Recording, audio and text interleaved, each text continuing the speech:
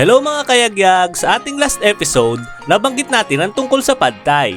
Kaya for today's video, ipapakita ko sa inyo kung paano ito gawin. Kaya tara, let's go!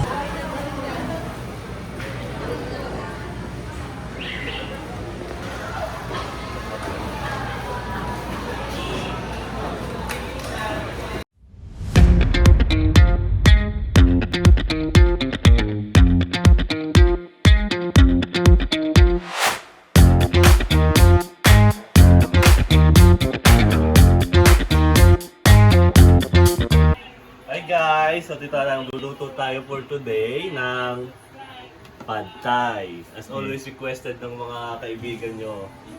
Ayan. So ito mga ingredients natin. Rice noodles, siyempre dapat may mawawala. Toge. Tapos hipon. And then egg at saka tofu. Then sibuyas bawang. Mani. At syempre ang ating special secret sauce. Ano yung secret sauce na yan? Syempre, So, secret bawal. na. Bawal sabihin kasi recipe ko to eh. Ano ba yan? Laki ng tiyan ko dyan. Ginawa ko talaga siya for Best ang my pogi own mo dito recipe. sa sa camera na to. Parang ang press mo. Parang sinabi mo ang pangit sa personal. Ayan. So, tara, let's go. Magtulo tayo. Okay. Magtulo tayo, nagginit na tayo ng mantika. Yes, then, unahin natin ng sibuyas.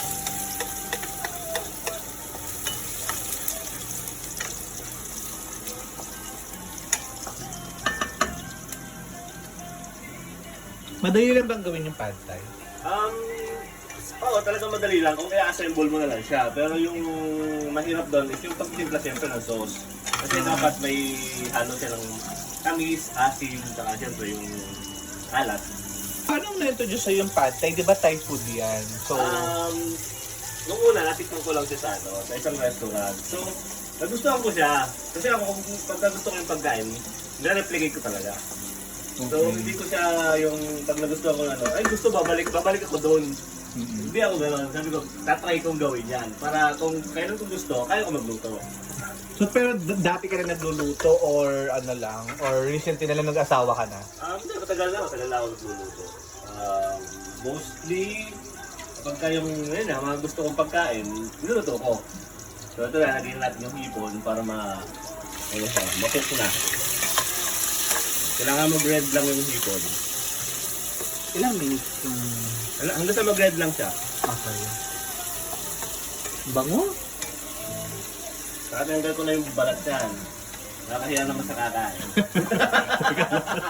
Ako ba yung pinariringan mo? Ay. Ano masasabi mo na asawa mo? Sumakanta na, naglalaba, naglilinis ng bahay, nagluluto. Ang tanong ko, ano nang ginagawa mo? Ako naglilinis sa bahay, correction lang. Okay. Kamusta naman kayagyag natin to? Kayagyag Bert, mag-comment ka naman sa video. Ikaw na ba yung lagi natahimik lang sa umpisa? Ako lang daw. Ang bango na. Guys, sobrang sarap ng pad thai ni Binong. Alam nyo ka guys, trivia lang. Nung galing kami ng Batangas, tapos ang sabi sa akin ni Jenny, sa bahay mo na kayo mag-stay kasi magluluto sila ng merienda.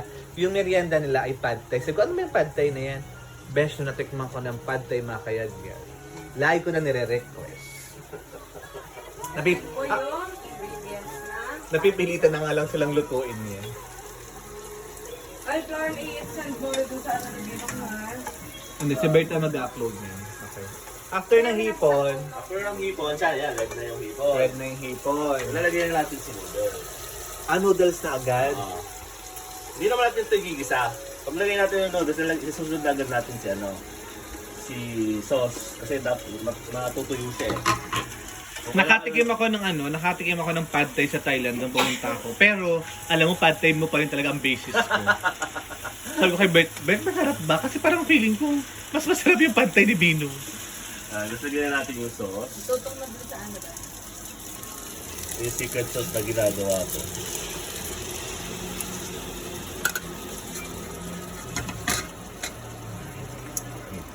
Binabago ang lasa.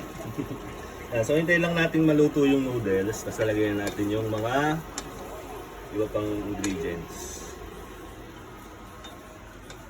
Kaya pagka malambot na yung yung noodles, nalagyan natin yung tokwa, tsaka yung log. Para mabalutan din siya ng sauce. Luluin nyo lang para lasa sa lahat. Saka ako, pagka gumagawa ako ng mga ganito, hindi ko pinipikot sa kasi pansarili naman eh. Hindi siya tinitipid ng lahok. Okay.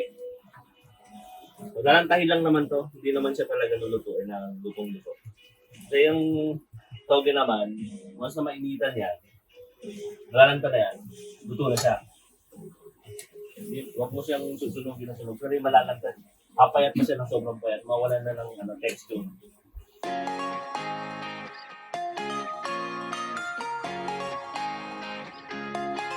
Beshi, nakaano kami ng pad thai.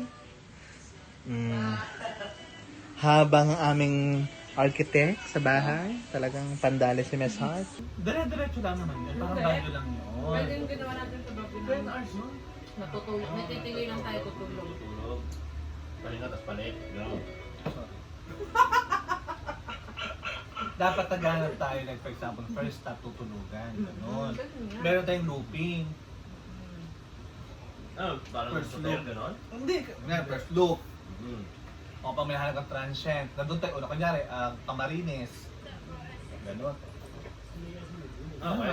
Gusto mo? Pwede yung gusto ko siya. Kasi yung ginawa ko sa labuno. Yung kumain tayo ng lomi.